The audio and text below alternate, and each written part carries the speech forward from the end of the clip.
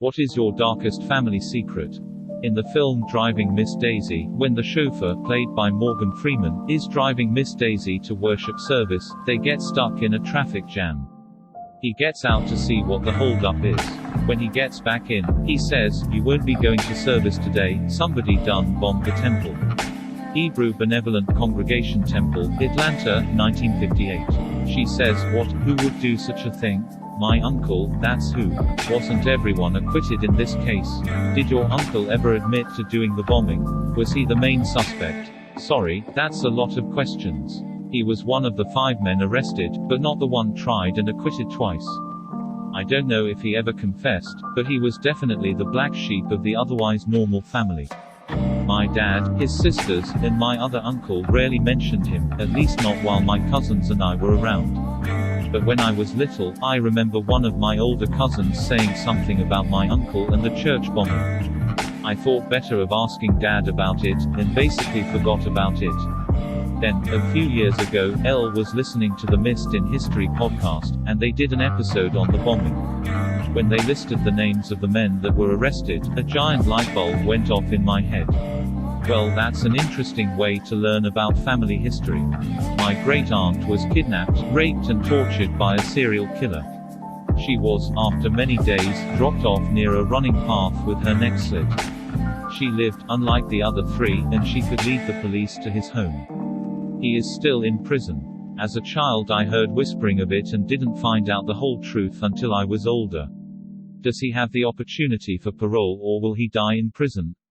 I think it would really freak me out if the chance of him getting out might be on the table at some point. If he killed enough to be considered a serial killer, then he is almost certainly going to remain there until he dies.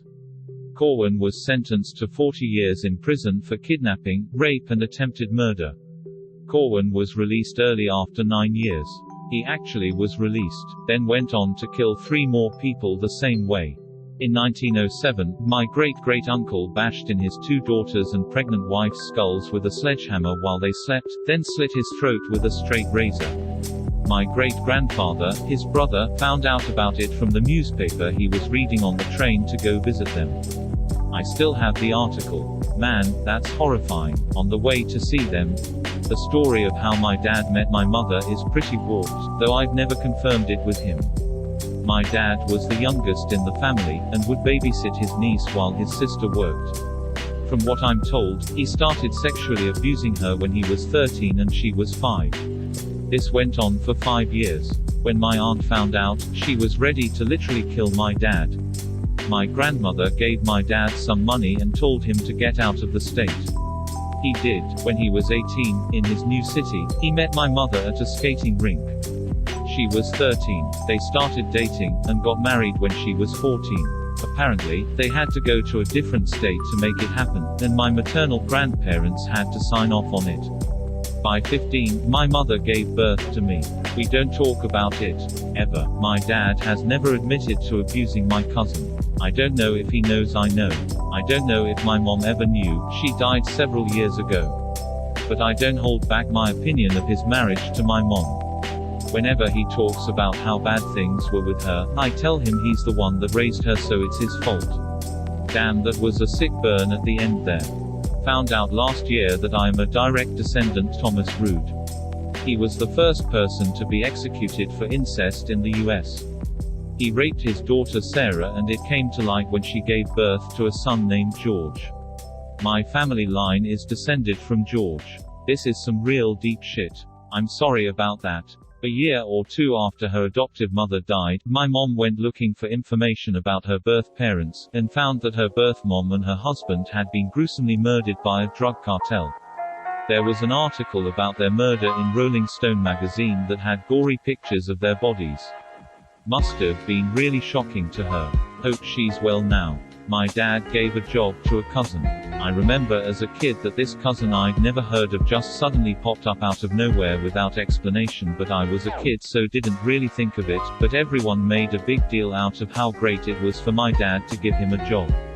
I found out 20 years later that he'd been in prison for having a sexual relationship with a student.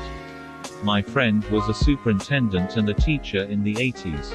It was the norm, still was through the 90s.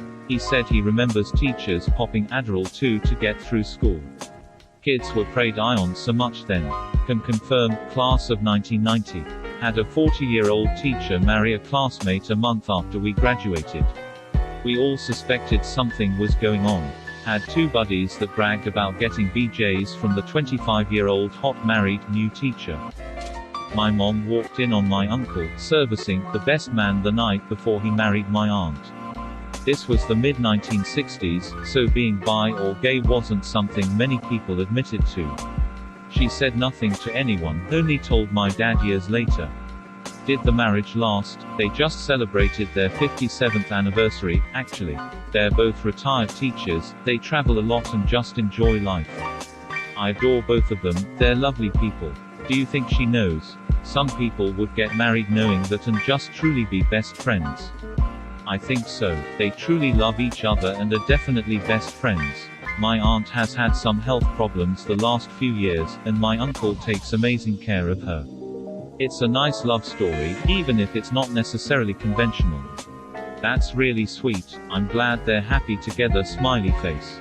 My dad died of a drug overdose when he was only 25. I was 6 months old. Our family and his hid the true reason, and told everyone it was a heart attack. This is even what I grew up thinking. Only my mom, my aunt, 2 uncles, and my 4 grandparents knew the real cause. I found out the real cause of his death when I had to get his death certificate for college financial aid. And now I am burdened with continuing the lie to the greater community who knew him. Oh, that's a very awkward way to find out. Awkward too for all the people who tried to hide it from you. Yeah, trust me, it was a really awkward day for everyone when I confronted them about it. I got pregnant at 23 and my family made me keep the pregnancy a secret because it was disgraceful, because I wasn't married. I ended up having a miscarriage, but my family felt it was stupid for me to grieve and has swept it under the rug.